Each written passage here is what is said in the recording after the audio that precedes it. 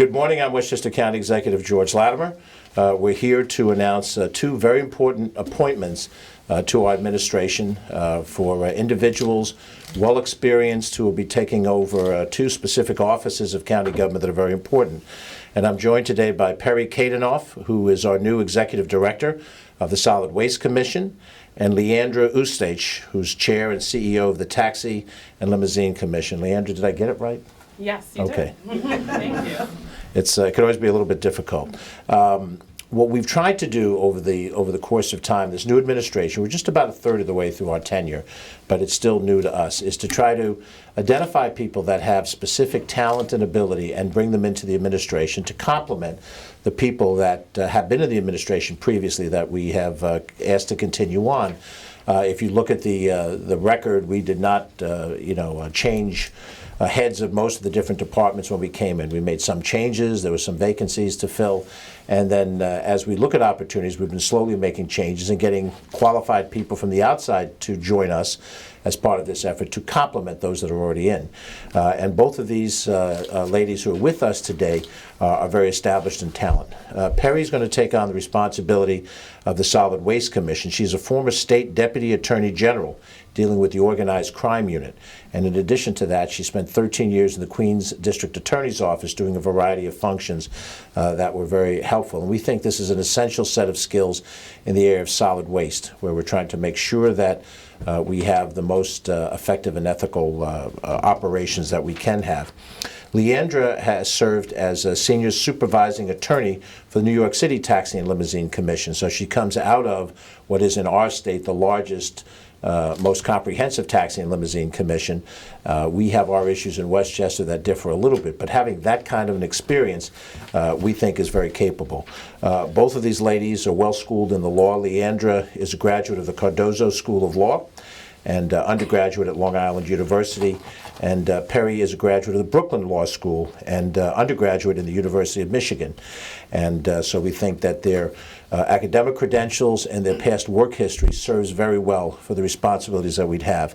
And I'd also like to point out that we try to find folks based on their talent and skills, but I think also it's apparent that we're trying very hard to make sure that we have as diverse an executive team as we can, because we think that looking in every corner of experience and every demographic gives us the most broad-based, strongest possible team. So we're very happy to have these two women with us here today. They're just beginning their responsibilities, and if we do go to questions and there's a question on a policy matter, it may be better if I handle it rather than they do, at least in conception from the outset.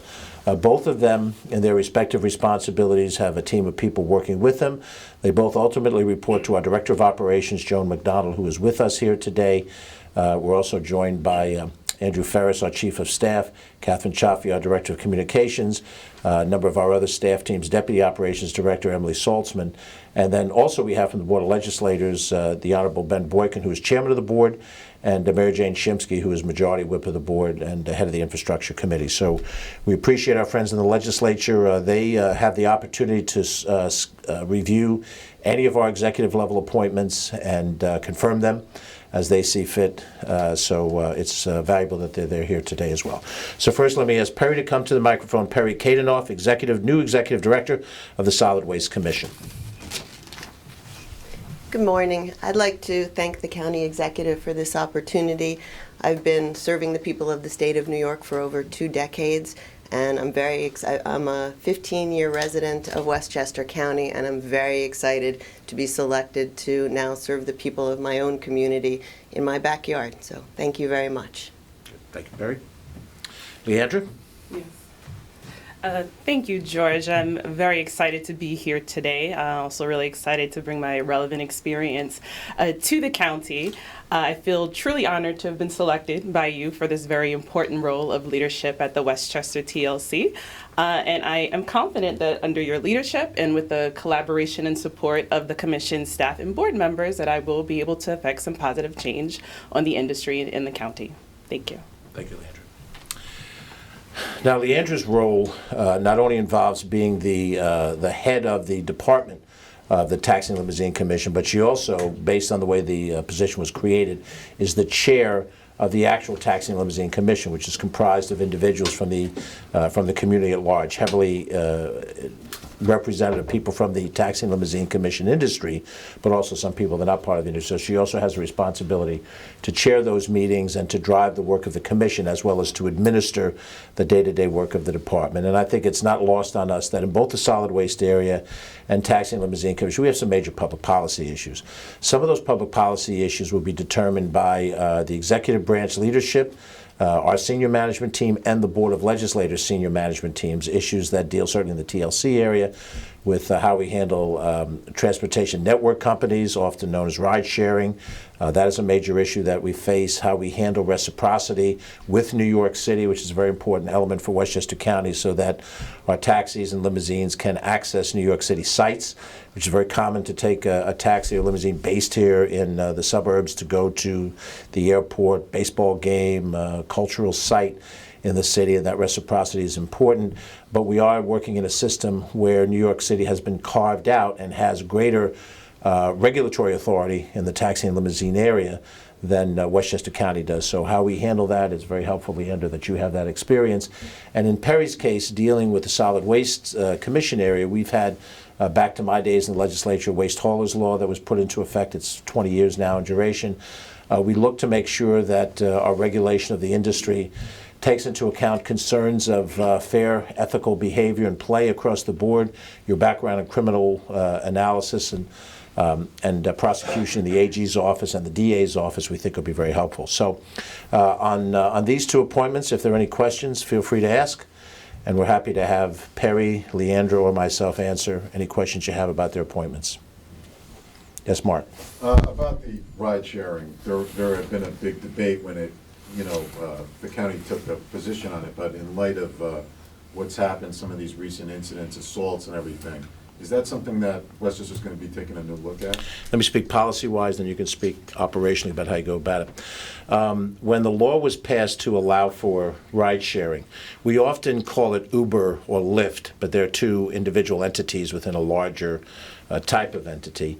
The state law allowed the county to opt out of the provisions, and that was all that the county was given as terms of legal authority. I was in the state legislature at the time. Most of the state didn't have a problem with that because New York City was carved out of that. New York City already had Uber as a legal, see, I just did it, had ride sharing as a legal option. Because we border New York City, we have many of our services cross into the city in a way that doesn't exist when you get further outside of the city. And the upstate counties, which have very little taxi and limousine presence outside of maybe the urban centers of upstate New York, thought that ride sharing was just an unaltered positive. It was just an unalloyed positive. For us, it's a little trickier situation. From a policy standpoint, it is the Board of Legislators and the executive that would make a decision within what the state has given us to opt in or opt out. However, there's some legitimate problems, and I guess, Leandra, you're starting to see what they are here in the suburbs. If you have any comments about what you're observing. Yeah, so I did have an opportunity recently to chair my first commission meeting, and the TNC/ride sharing regulation, or in this case, lack thereof, was a very hot topic amongst the board. Keeping that in mind, that will be something that will be at the top of my agenda in terms of effecting change here in the county. And I look forward to working with the county executive's office and the board members to effect some changes. And I would also add that if we think, and we're not at that point yet, if we think that modification to the state law is appropriate, we may yet make that as a discussion with our legislative colleagues in Albany to determine what type of authority the Westchesters of the world, maybe the Nassaus of the world, ought to have. But we're ahead of ourselves at this point. That's a possibility. Other questions on the Solid Waste Commission and the TLC? John? Yeah, what particular issues are they really upset about regarding ride share? Well, I'll summarize what I've heard. Leandra can add to this. Those individuals who represent traditional taxi and limousine companies have to have their employees go through a certain background check that is not required of the ride-sharing company drivers. The TLC companies have to establish a certain amount of insurance for the vehicles that they own and then are used to transport individuals in the public. That same set of rules does not apply to the ride-sharing community. It's a greater expense for the TLCs, as is also the background checks. The ability to deal with some of the other regulations that exist whenever you have a business and you have employees functions differently than when you have the kind of, I guess, consultant participants that ride-sharing has, the people who drive for them. That uneven set of regulations creates an economic issue for the TLC companies, and that's, I think, what they've expressed, sort of directly. There may be some other issues, John, that are a little more industry-specific, but I think in general, that's the pattern. Is that fair, Leandra? Yes, George, that is a fair assessment. Any other questions for our TLC and solid waste new heads of the offices? I should let you know that we hope to have an announcement, public announcements on a Human Rights Commission leadership team as well. We're trying to tie down a few details, and we hope to have the executive director and deputy executive director positions more publicly announced shortly, and that would represent a continuation of what we're doing today in terms of those changes we have. So if there are no more questions, ladies, we thank you very much. Good luck, and let us know how we can help you do your job. Thank you.